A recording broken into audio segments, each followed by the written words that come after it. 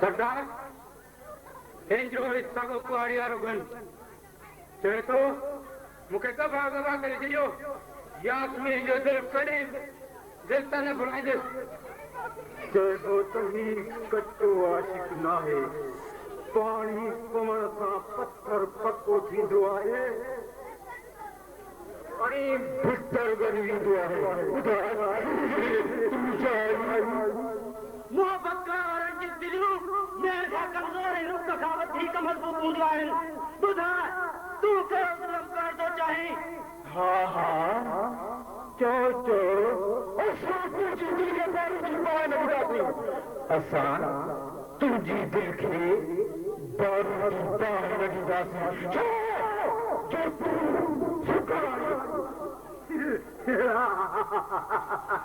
ऐं तोसां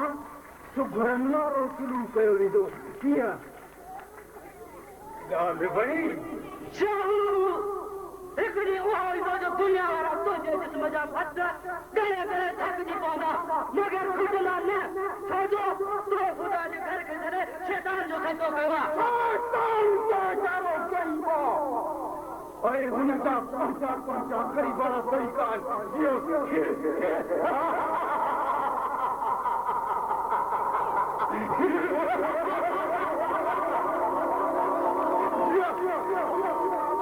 पंहिंजा तरीक़ा आहिनि गुल्लू हिन जूं अखियूं कढी ऐं हिन खे शहर खां ॿाहिरि छॾे अचो तूं मुंहिंजी अखियुनि जी रोशनाई त मूंखां कढे सघीं थो बाक़ी इंसान पर मुंहिंजे दिलि में मोहबत जी बरंदड़ फाइ जी रोशनी मूंखां जुदा नथो करे सघीं बाक़ी इंसान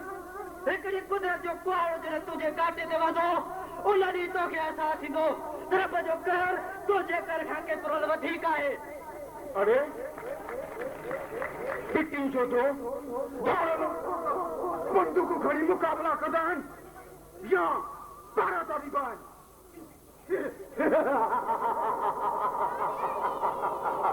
गुल्लू हिन जूं इज़त सां अखियूं कढजां जीअं हिन खे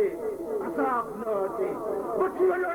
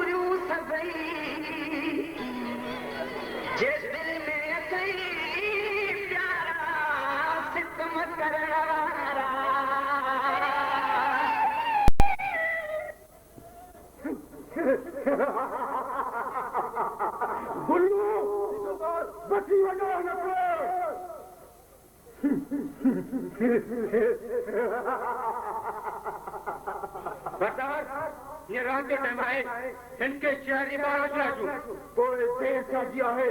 बची में लगा गुल्लू सरदार अरे आज टेप के तो चालू कर देखो गाना वाला तो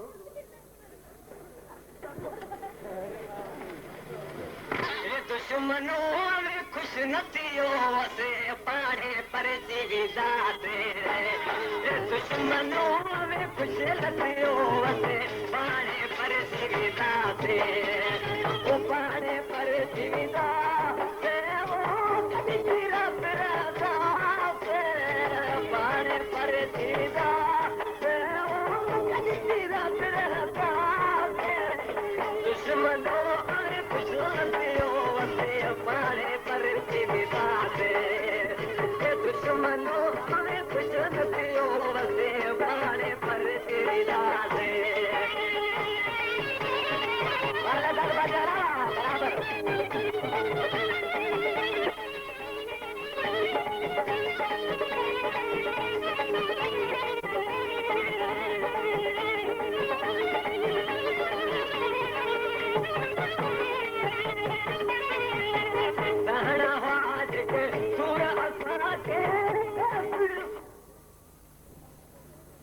बराबर अज बेले में कीअं थियो आहे